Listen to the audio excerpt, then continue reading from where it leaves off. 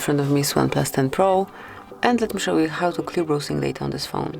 So first of all, just open your browser, tap on more icon and go to history. Now click on clear browsing data, where you'll find basic and advanced options.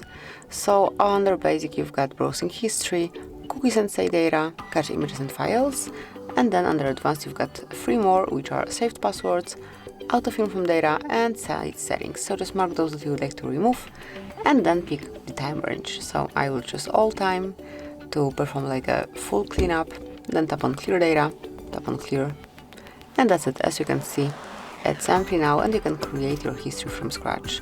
So that would be all. This is it. Thank you for watching. Please subscribe our channel and leave the thumbs up.